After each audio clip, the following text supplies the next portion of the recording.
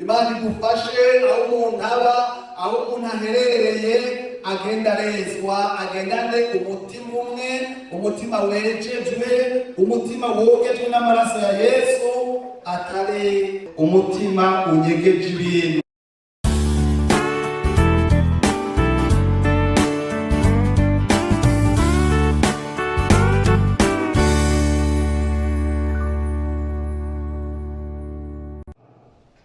Jewe umuzabibu w'ukuri, kandi data ni nyenewe. Ishami ryose ryo muri jewe ritama ararikuraho, kandi iryama ryose ararituturira ngo rirushirize kwama. N'ubu mwebwe mumaze kwezwa kubw'ijambo nababwiye. Ni ijambo ry'Imana Yesu yabwiye abigishwa ababwira ko bamaze kwezwa kubw'ijambo yababwiye, kubw'inyigisho yari amaze iminsi aba imyaka 3 ariko arabigisha iby'ubwami bw'Imana, abigisha ibitari bike, kandi mu byo yabigishije byarabashikanye ku kwezwa. Kandi ababwira kuri uyu muzabibu w'ukuri n'amashami yawo yuko bamaze kuba amashami y'umuzabibu, ko Yesu ari uwo muzabibu nabo bakaba amashami. Kandi kugira ngo ube ishami ry'umuzabibu canke wifatanye na Yesu, biboneka ko bifatira ku kwezwa. Ico Imana yashaka kubigishwa, ico Yesu yashaka kubigishwa biwe, nico agishaka n'uno munsi kw'ishengero ryiwe ryose. Ashaka ko baba abera muri byose, nk'uko nawe ari uwera. Imana idufashe. Bari basanzwe babona uruzabibu rumeze neza, nk'uruzabibu rw'umwami wasanga rutotahaye, rukorerwa neza, rusasiriwe neza, rututurirwa neza, ugasanga rurama cyane. Ariko Yesu ariko aravuga Abisirayeli, nabo baboneka nk'ubwo ruzabibu rw'Imana, ariko Imana yarababara yuko urwo ruzabibu rutamye ibyiza, icyo yari rwitezeko, yuko bamwe ibijarija, yifuza ko bama ukugororoka, baca imanza zibereye, bakaba abera, bakaba abantu bagororotse, bakaba abantu b'Imana.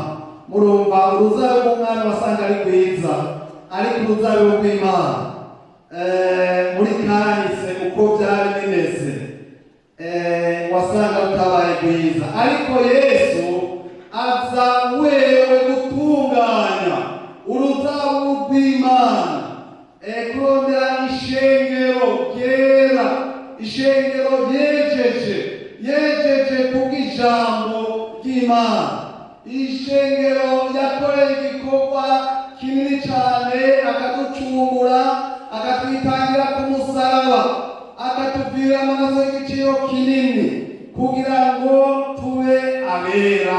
Imana nishimwe.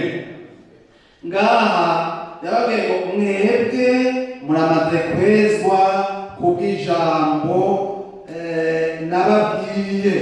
Imana idufashe kubw'amajambo twama twumva, kubw'inyigisho twama twumva, by'ukuri zidushikane ku kwezwa. Imana nishimwe. Hanyuma ngaha aba yariko arabwira, murazi harya usomye muri Yohana mu gice ca 13, hari ukuntu yari yababwiye ngo murakeye ariko si mwese.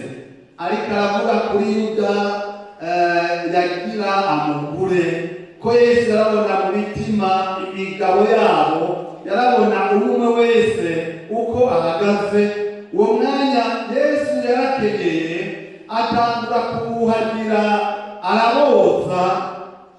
Hanyuma Petero aratangara, avuga ngo none niwe ngomba kunyoza uri databuja. Yesu aravuga ngo ninakoza naho nzoba mpuriye nawe uri kunde. Aca arumva yuko yoca mwoza umubiri wose, yoca mwoza uzambwira ngo uwamaze koga nta kindi akeneye atari gukaraba murakeye, ariko si mwese. Ariko aravuga kuri Yuda.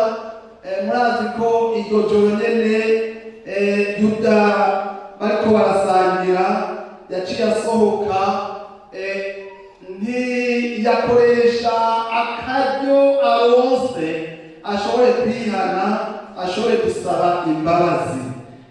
Ibyamushitse ko birababaje ibyashitse kuriya uriya Yuda, ariko twebwe tube muri aba bigishwa bazobwirwa ngo mwebwe murakeye kubw'ijambo nababwiye, kubw'ijambo mwakiriye, kubw'ijambo mwumvise. Kandi ijambo ry'Imana rivuga ko n'ukiri muto ikimufasha ni ukwitondera ijambo ry'Imana kugira ngo abe uwera. Nitwenda kuhasoma hajya muri Zaburi 119 ku murongo w'9 avuga ngo umusore azokwezesha inzira ziwe iki, azozezesha mu kwitondera ijambo ry'Imana, mu kuba nk'uko ijambo ry'Imana rivuga. Reka turabe hajya Yesu yari asengera abigishwa biwe mu gice cya 17 umurongo wa 14, umurongo wa 14 kugera kuri 17 na imbere gatoya, aho avuga yuko mwebwe ntimurabizi, ntimwacuditse n'isi, ntimurabisi. Abisi bashobora kubana, ariko muracari mw'isi. Mwihangane mukurikire kwezwa, kandi Imana izobarinda wa mubi. Imana ikurinde wa mubi, kandi ikurinde gucudika n'isi, kuko isi irimo ibyanduza byinshi, irimo ibihumanya byinshi, irimo ibyonona umutima. Ariko ijambo ry'Imana rireza, rigenda riratunganya umuntu. Imana itweze mu kuri, ijambo ry'Imana niryo kuri. Imana yeze umuntu wese, kuko nico itugombako. Nico gituma Yakobo yabwiye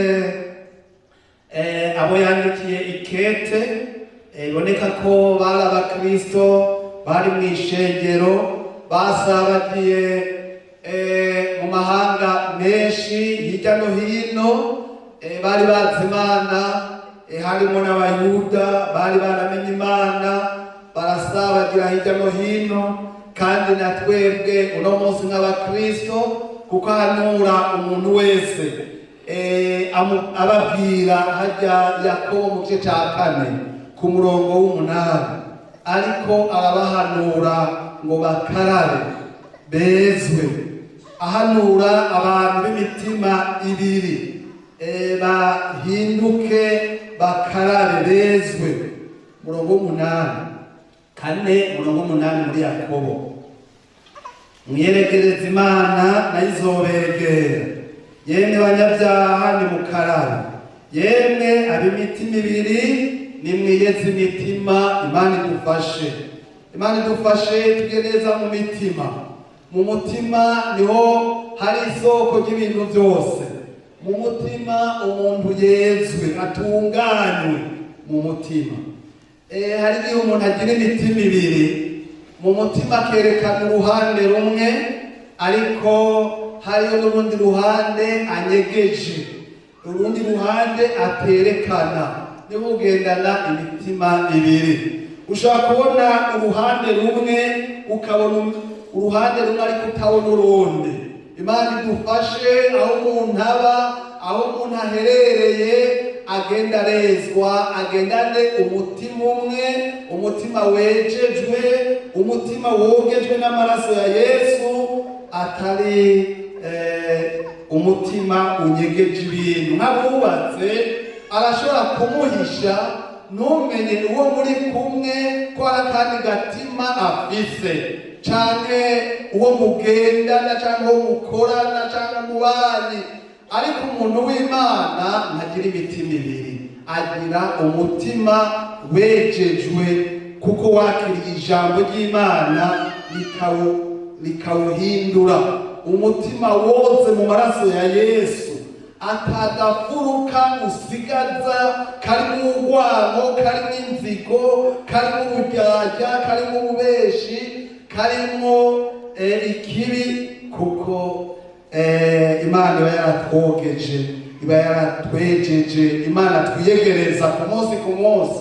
Uko uyiyegereje, uko uje imbere y'Imana, niko igenda iraguhindura, ikweza, iguha umutima umeze nk'uwari muri Kristo Yesu, umutima wera, umutima utunganye, umutima wa Imana. Ari igikorwa cy'ijambo ry'Imana rikora muri twebwe. Imana idufashe, kuko ijambo ry'Imana Pawulo ariko arandikira Timoteyo ingene rifise ikimazi cyo kwigisha umuntu, rikamuhana, rikamuhanura, rikamutunganya, rikamutoza indero mu kugororoka, kugira ngo umuntu w'Imana abushitse. Imana idufashe. Reka dusome mu cete ca mbere ca Petero, icete ca mbere ca Petero mu gice ca kabiri, umurongo wa 22 kugera ku murongo wa 23. Icete ca mbere ca Petero, igice ca 20, igice ca mbere, umurongo wa 22 kugera ku murongo wa 23.